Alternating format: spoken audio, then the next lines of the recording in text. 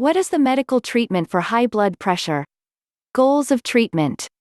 High blood pressure usually is present for years before its complications develop.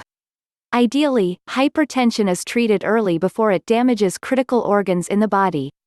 Increased public awareness and screening programs to detect early, uncomplicated hypertension are keys to successful treatment. Successful early treatment of high blood pressure can significantly decrease the risk of stroke, heart attack, and kidney failure. The goal for patients with combined systolic and diastolic hypertension is to attain a blood pressure of 134 to 80 mm Hg. Although lifestyle changes in prehypertensive patients are appropriate, it is not well established that treatment with medication of patients with prehypertension is beneficial. Starting treatment for high blood pressure. Blood pressure persistently higher than 134 to 80 mm Hg usually is treated with lifestyle modifications and medication.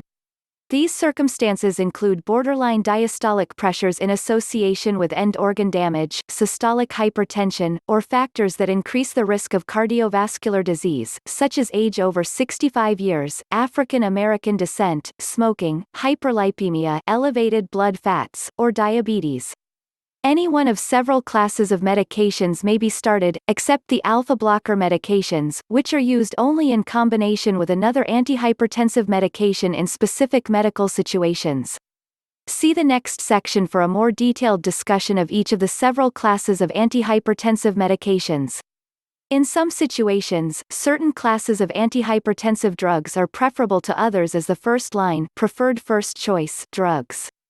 Angiotensin converting enzyme ACE inhibitors or angiotensin receptor blocking ARB drugs are the drugs of choice in patients with heart failure, chronic kidney failure in diabetics or non-diabetics, or heart attack myocardial infarction that weakens the heart muscle systolic dysfunction. Also, beta blockers are sometimes the preferred treatment in hypertensive patients with arresting tachycardia racing heartbeat when resting or an acute rapid onset heart attack. Patients with hypertension may sometimes have a coexisting second medical condition.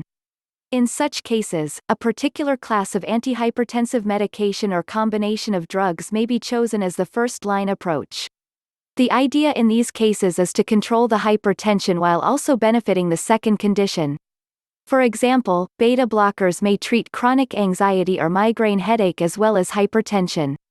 Also, the combination of an ACE inhibitor and an ARB drug can be used to treat certain diseases of the heart muscle, cardiomyopathies, and certain kidney diseases where reduction in protein in the urine would be beneficial.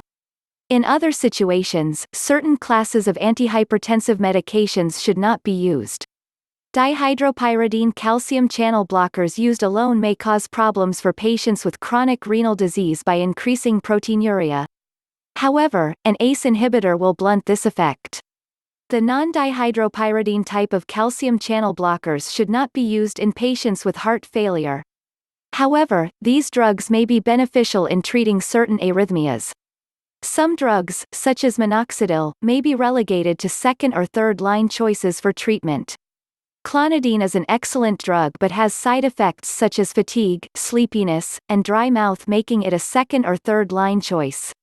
See the section below on pregnancy for the antihypertensive drugs that are used in pregnant women.